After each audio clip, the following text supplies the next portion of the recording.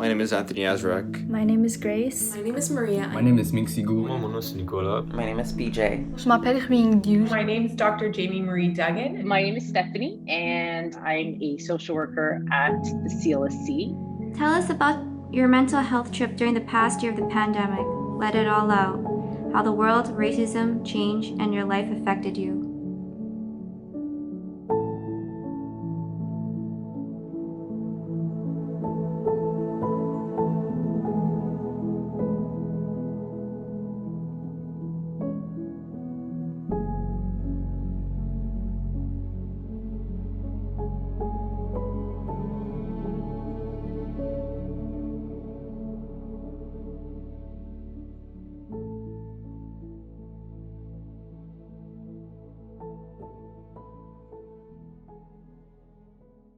My name is Stephanie, and I'm a social worker at the CLSC.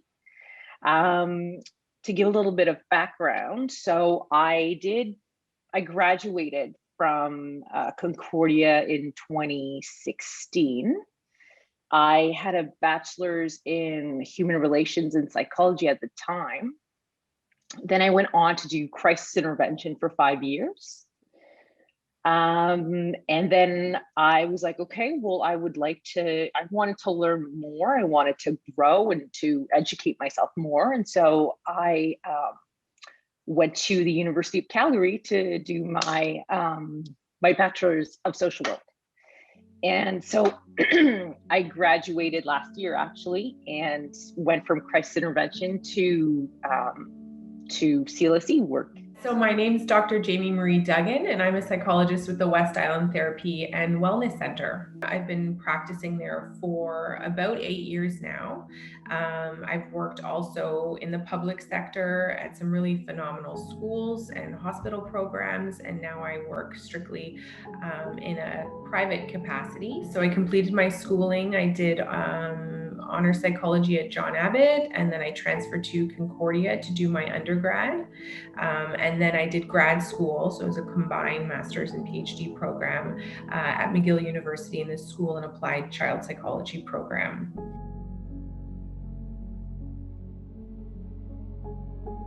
The first lockdown started when I was in Sec 5.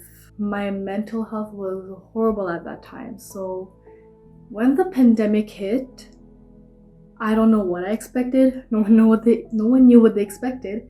But for me, it was kind of a lifesaver. That first week of March, when we had the March break, it was a relief. It was a huge relief. And when they announced that we'd get a second week of March break, that felt like God blessing me. D'abord, je me souviens que lorsque la quarantaine a commencé, j'étais vraiment soulagée. Même si on revenait la relâche, j'étais vraiment fatiguée et surtout vraiment stressée à cause des examens du ministère qui allaient venir dans les prochains mois. You know, when it first started, I was finishing my secondary 5 and it was fine. It was like a big vacation, extended vacation. Honnêtement, moi, au début, j'étais un peu content parce que avec ça qui se passait, moi, j'étais plus capable de juste... J'avais plus envie d'aller à l'école, j'avais plus envie d'écouter mes cours. Mes cours étaient stressants, j'avais des examens qui s'en venaient, tout ça. C'était stressant pour moi, puis c'est un stress qui est un peu parti. And we were all here for, I played a lot of video games during then, but when CÉGEP 1 started, you know, it was hard. It was hard because all of the things that made school fun and the rewarding part of it was just taken away, and we were forced to be in front of our screens. So it really was a blessing for me. The beginning of the pandemic, of course, and that lasted the whole summer. For me, it was good. I couldn't always see my friends, of course, but it really gave me the mental break I needed. I kind of like rebooted my whole system and I was feeling so much better. But then I realized that this isolation had underlying consequences on my mental health. Everyone is impacted, but in different ways. And so it's a completely normal reaction to an abnormal situation, right? So a pandemic.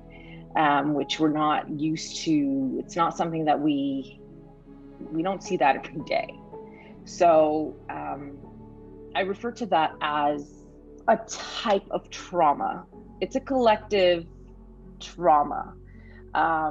It's something that it's our exposure to something that is not natural. And so people will react differently, whether it's depression or anxiety, the isolation, right? I mean, I'm sure I'm not the only one out there that feels like you've been trapped, you know? You don't know what to do. It's sort of like a prison, even more than before.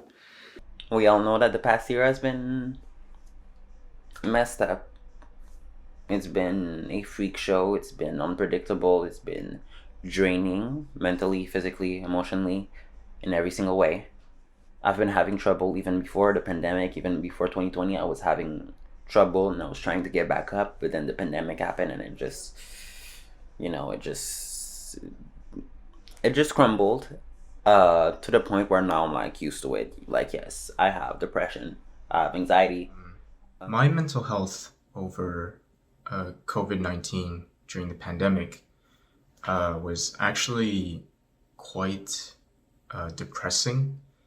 At the time, I was finishing up my film studies, and we were supposed to do this huge final project with all the students from our program. And because of COVID, we couldn't shoot anything. I've never actually been to a physical class in university, which definitely sucks. I had high hopes for 2020. I was going to move to Montreal into my university campus and live in the dorms, but all of that had to be canceled or postponed. And not only so, my prom, my graduation ceremony had to get canceled as well, or it had to be moved to online. That's been one of the biggest things that I've seen these clients who are in college. Anxiety is just very high. And one of the trends specifically that I've noticed is 17-year-olds who were, let's say, graduating from high school. And then, so they were under lockdown, during graduation. They couldn't really have that. But then they went to CÉGEP and it was online.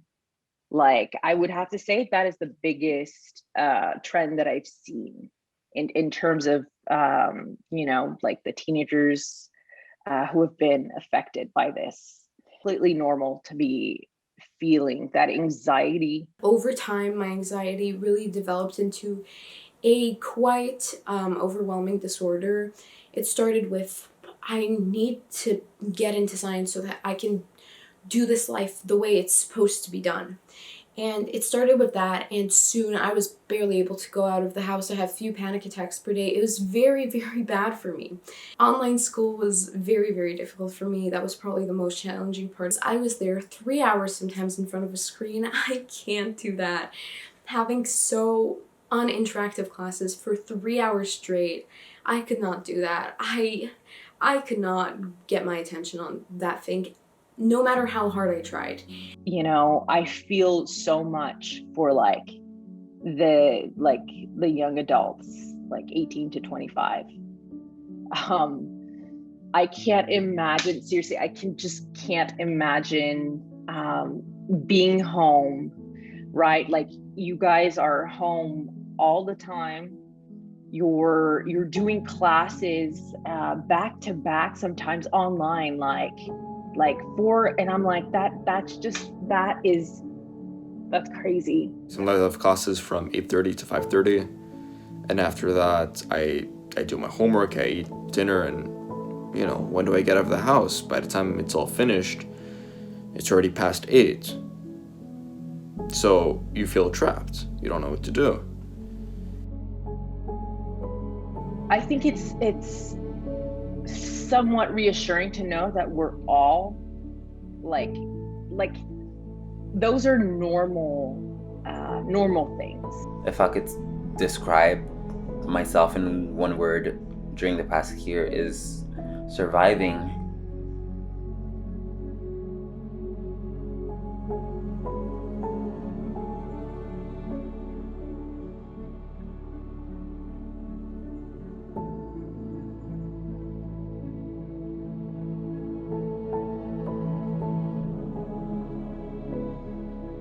Start to realize there's a lot of things that happen that will push you back, but eventually you have the time to come back from it and recover from it. As crazy as it is to say, like for a year that's like been completely different, like, you know, one for the books for sure, like I don't think COVID affected me like that much being like, you know, I've always been like